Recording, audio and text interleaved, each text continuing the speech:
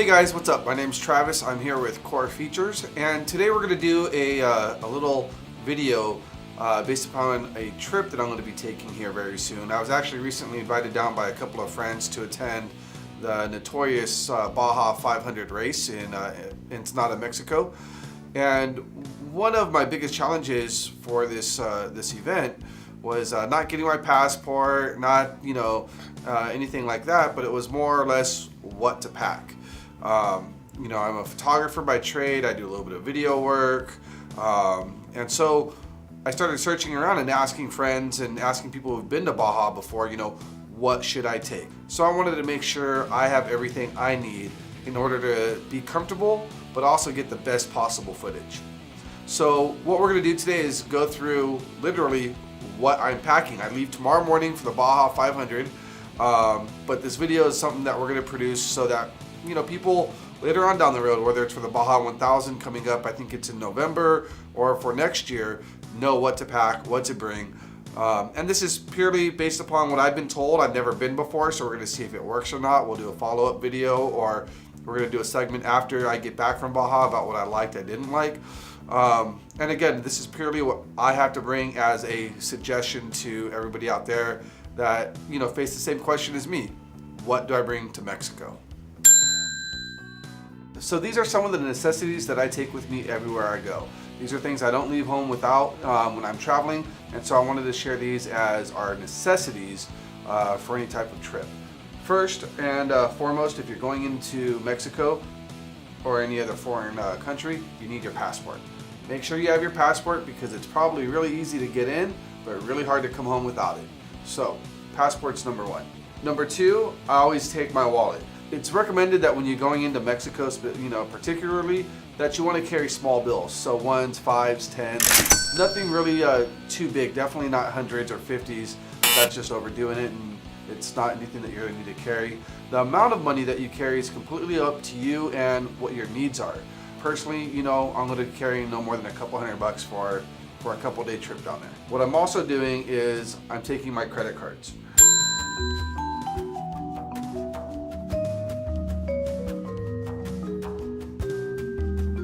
Each one of my credit cards, I've actually called my bank and let them know that I'm going to be traveling. That way they don't put any kind of fraud warning or anything of that nature onto my credit cards in case I have to use them for any kind of emergency.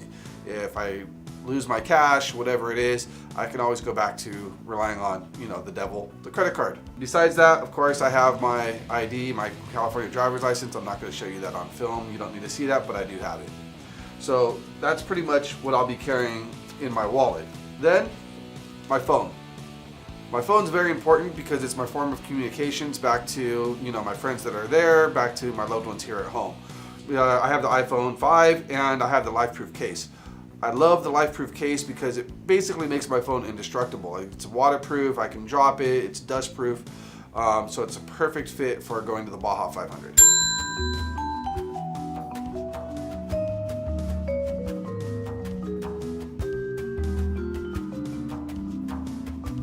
With my phone, I am actually with Sprint, and it's very expensive to roam or have data roaming when you're in Mexico with Sprint.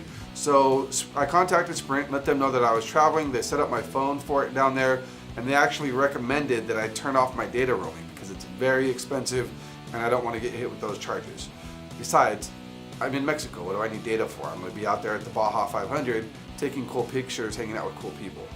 Next, what I also carry on me is a lighter, just in case. Not really a smoker, but you never know. Eye drops. I wear contact lenses, so I gotta have eye drops with me, especially out there in the dirt and dust.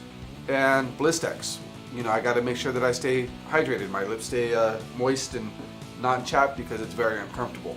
So another thing that I consider a necessity is my toiletries. This is just gonna make my life so much more comfortable down there.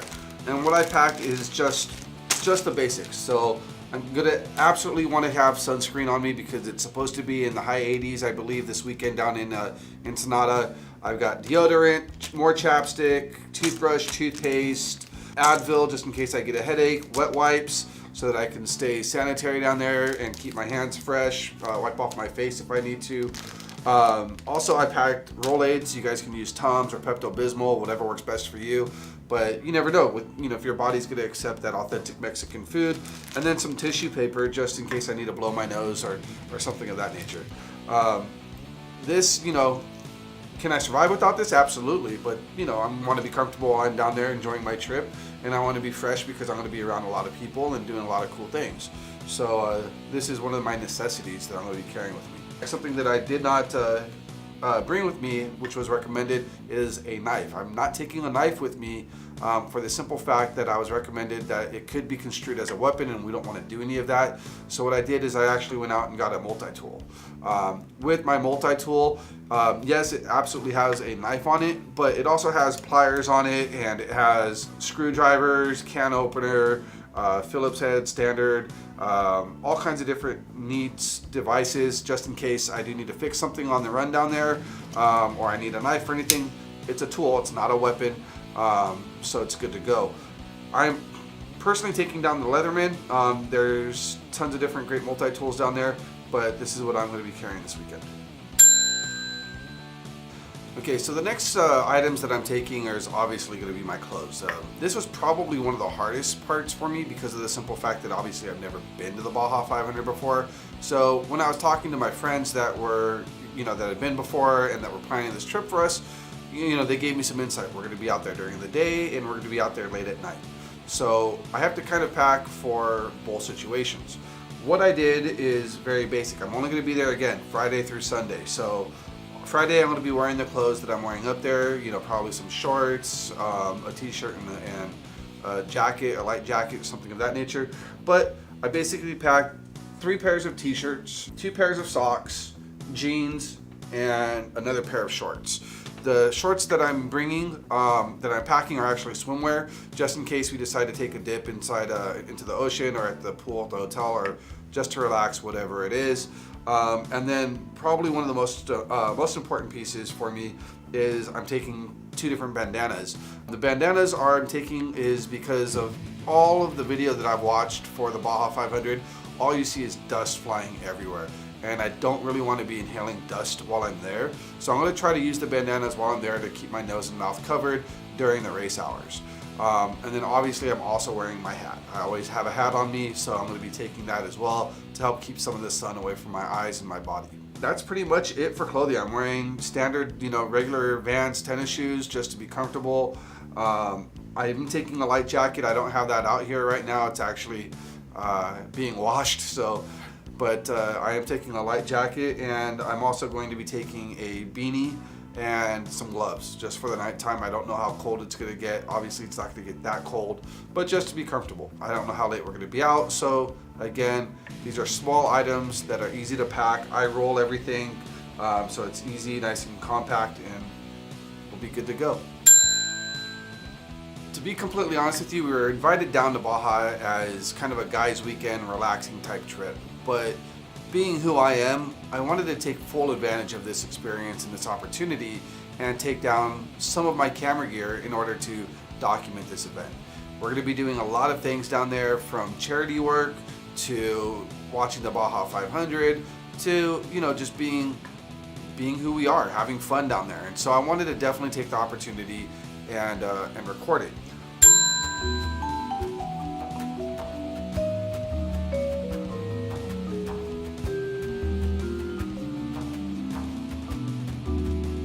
What I'm doing here is, instead of bringing all of the high-end camera equipment like some of the crews are out there, is I'm going more of a documentary solo style, since I'm the only one that's going to be filming.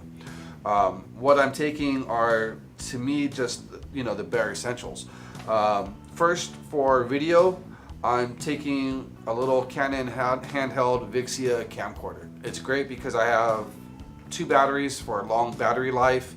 It's got 32 gigs of built-in memory, and it's an inexpensive camera. So to be honest with you, if I lose it, it gets smashed, stolen, whatever, it's not the end of the world. Whereas if we took one of our more expensive cameras, I'd be pretty upset. Next, I'm going to be taking our GoPros. I'm actually going to be taking 3 different GoPros. They're all, or 3 different setups of the GoPro rather. They're all the Hero Black 3 Pluses.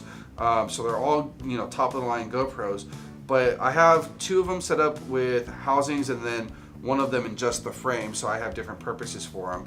And then I'm taking, you know, spare batteries. I'm taking the pole so I can get those awesome higher angles. So I'm going to be taking a chesty, and then we have, you know, just some basic accessories that we're going to be carrying as well. And then they probably look funny to you on film because all of them have Encore Designs lens hoods on them, which we're also going to be testing out there down in Baja to see how they do in those extreme conditions. Besides the GoPros, my main tool or my main piece of equipment for this weekend is going to be my Canon 6D.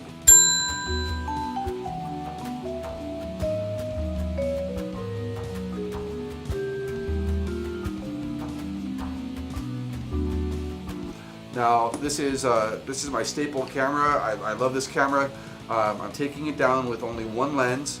I'm taking the 24-105 Canon lens. It's the L series glass because I don't want to be carrying a bunch of lenses around. I don't want to be having to worry about a whole bunch of gear. I don't want to be worrying about carrying thousands of dollars of extra stuff that I may or may not use. The 24-105 provides a great, you know, overall range. It's a great everything type of a lens, and the 6D has such high ISO rates, and there's going to be so much light out there at night with us being at the staging area that I have no problem or no doubt that I should be able to get amazing photographs with the camera. One thing I did do specifically for this trip, again with the biggest nemesis out there, so to speak, being the dust and the silt, is I went out and bought a rubber housing to protect my camera body. This is actually the first time that I'm going to be using it. To be honest with you, I don't even remember the name of the brand is, but it feels good. It fits like a glove onto the camera. It also has a protective screen for the back of the camera for your LCD, and I'm pretty stoked to be able to get to use it. The one thing I don't like about it, I know this isn't a review, but just real quick, is I can't put my battery grip. But again, I'm trying to stay light and not have to carry extra stuff, so it's not that big of a deal. I'm going to actually be carrying this in my think tank camera bag, again, because it's nice and easy and I can pack that in my backpack, so it's not that big of a problem. Memory cards, batteries, all that stuff, I'm taking extras of those. You can never, you know, be too safe, and those are very, you know, very light items and they don't take up much space. So for me, the more the merrier, just in case. Another item that I got that I really wanted to try out was the pivot head video glasses. I thought that these might be really cool to give a nice POV perspective of what I'm actually experiencing while we're down there in Baja. So these are pretty cool because not only do they provide you with protection for your eyes, but they record as well. So I'm stoked to try these out. You know, the only concern with these is I've only got about an hour of battery life, and I think it only is going to do about an hour of recording, obviously because of the battery life. So I'm excited to test these out, see how these work. As far as camera gear and things of that nature, that's pretty much what I'm taking for this trip. So I'm excited to be able to see what kind of footage I can get from it and what we're able to produce. So that pretty much wraps up all of the camera gear that we're going to be taking on this trip. First, I have sensitive eyes, so I'm going to be taking some sunglasses. But the issue with the sunglasses is, number one is obviously I want to protect my eyes from the sun, but I also want to protect my eyes from the silt and dust. So I opted to take my ESS glasses, which have removable lenses. So right now I have clear lenses in them so that I can wear my glasses at night still and still have protection. But then I also have, you know, my dark lenses in here so that I can wear these during the day and still have the same amount of protection. This, you know, it's an accessory, but it's a necessity, but either way, they're coming with me. Next, I'm going to be carrying 3 different batteries. No, not AA's and all that kind of stuff. I don't need any of that with me on this trip, but actual power cells.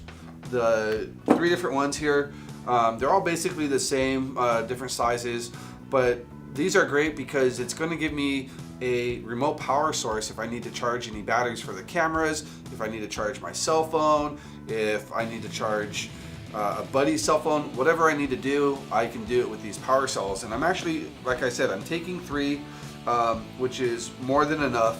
But just again, they're light, they're not overly, you know, sized, so easy to carry.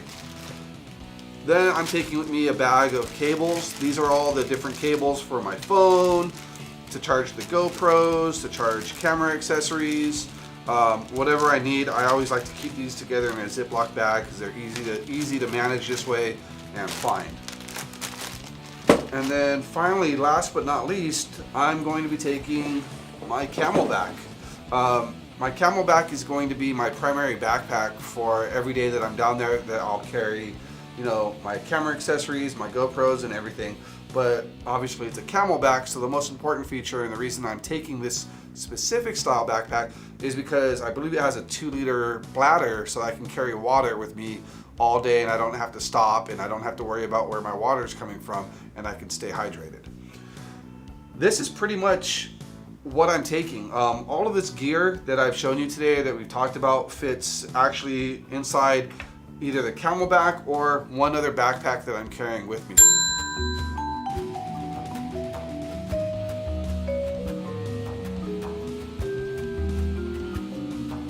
So I'm going very light, 2 backpacks with all the gear that we've talked about today.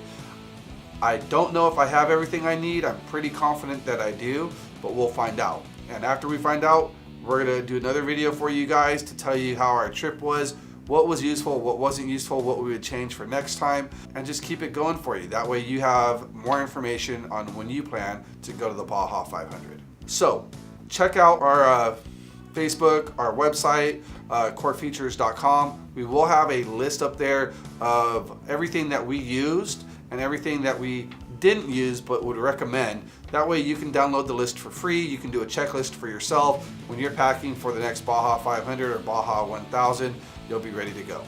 Until then, we look forward to seeing you. Until then,